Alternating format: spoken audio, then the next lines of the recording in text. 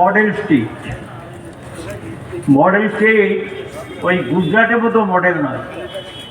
গুজরাটের মডেল হলো অত্যাচারের মডেল, নিপীড়নের মডেল এবং বড় লোকদের পাইয়ে দেওয়ার মডেল।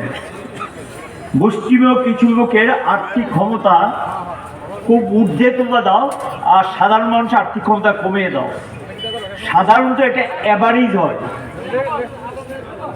একেবারে উপরের যায় নিচের যায় দুটো মিলে অ্যাভারেজে বলা হয় যে কে এ রাজ্যে মানুষের মাথা পিছু আয় বেড়েছে। প্র্যাকটিক্যাল ঘটনা কিন্তু সাধারণ মানুষের আয়টা কিন্তু কমেছে। আয় বেড়েছে আদানি আম্বানির মতো কিছু বড়লোক একচিটিয়া পুঁজি ধনিক বণিকদের আয় বেড়েছে, সাধারণ মানুষের কোনো আয় বাড়েনি। এই পরিস্থিতির মধ্যে কেরালা একটা বিকল্প কর্মসূচি নিয়ে সরকার চালাচ্ছে।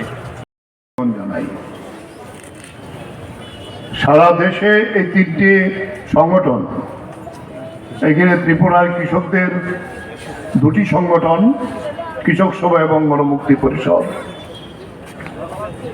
আমাদের রাজ্যে আমরা এই চারটি সংগঠন প্রত্যেকটি মহকুমা এবং জেলা সদরে আমরা গত 11 তারিখ থেকে আজকে পর্যন্ত কেরালার মানুষের প্রতি যে বঞ্চনা কেন্দ্রের নরেন্দ্র মোদী সরকার করে যাচ্ছেন তার সংহতি জানিয়ে আমরা এ ধরনের প্রতিবাদ সভা সংগঠিত করছি এবং এটা গোটা দেশে আমরা 11 তারিখ থেকে চলছে এবং ব্যাপক সাড়া আমাদের এই প্রতিবাদে আমরা মানুষের কাছ থেকে পাচ্ছি। এক দেশ, এক ধর্ম, এক ভাষা, একই ট্যাক্সেসের যে নীতি জিএসটি গ্রহণ করার পর রাজ্যের সমস্ত টাকা তুলে নিয়ে যায় সেন্ট্রাল গভর্নমেন্ট। ভাগ করবার সময় আমরা লক্ষ্য করছি যে সমস্ত বিরোধী দল সরকার পরিচালনা করছেন সেই জায়গাতেই সেখানে বিমাত্র সুলভ আচার আচরণ করছে।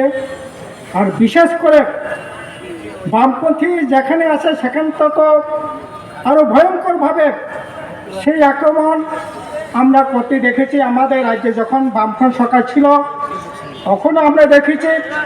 এখন কেরালায় বামপন্থী একটা সরকার আছে, সেখানেও একই অবস্থা আমরা দেখছি। ইদানিংকালে আরও ভয়ঙ্করভাবে সেই আক্রমণ নামিয়ে আনা হচ্ছে।